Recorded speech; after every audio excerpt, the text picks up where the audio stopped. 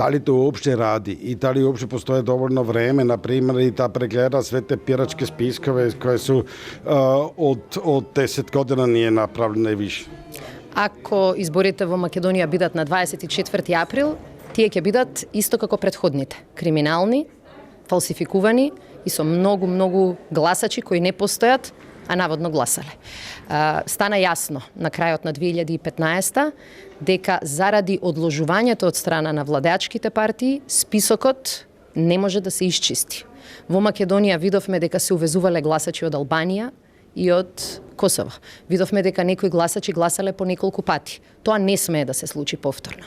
Затоа опозицијата инсистира, списокот мора да биде исчистен и второ, медиумите мора да бидат слободни за да изборите бидат фер и демократски.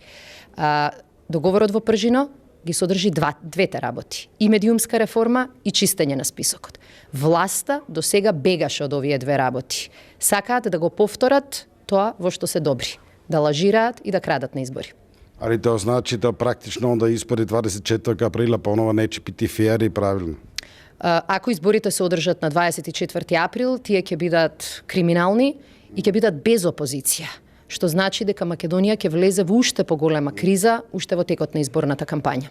A kako vi gledate sada na ovu krizu, migrantsku krizu koja ide kroz Evropu, gde praktično žarište je i Gevgelija? Šta očekivate? Da li tamo će biti zatvorena granica? Šta to znači? Šta je vaše očekivanje?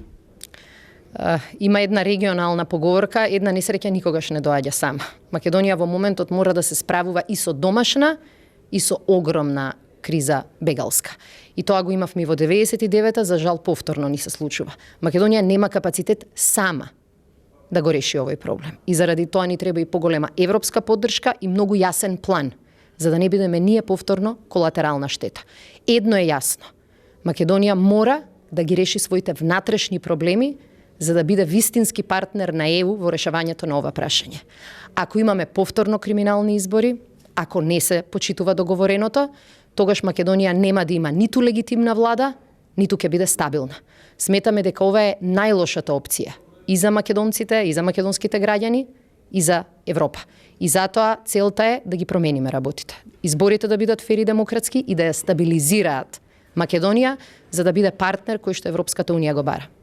Ali da li vi očekivate što Makedonija sada i ministar Kurz je ovdje, da li Makedonija će zatvoriti ovu granicu i da tamo će biti, kako je, već su prisutni onda mnoge policajci snage, policijske snage iz bivše Jugoslavije Evropske unije. Šta je očekivate sa do kraja februara, na primjer? Во моментов е тешко да се каже како ќе реагираат некои од државите кои се на нашиот север. Но станува јасно дека ако границите почнат да се затвараат, тоа ќе има домино ефект низ целиот Балкан.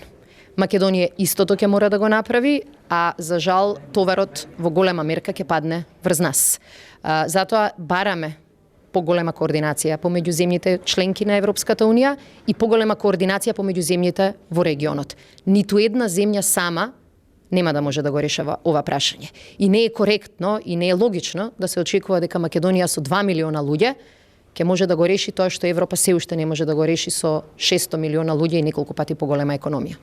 Ali očekivate vi što Makedonija će zatvoriti granicu, što to je i to kako Austrija, na primjer, želi? Ако почнат да се затвараат границите, ниту една земја нема да има алтернатива. Меѓутоа, она што ни е потребно е план пред тоа да се случува. Оти тоа нема да биде добро за никој.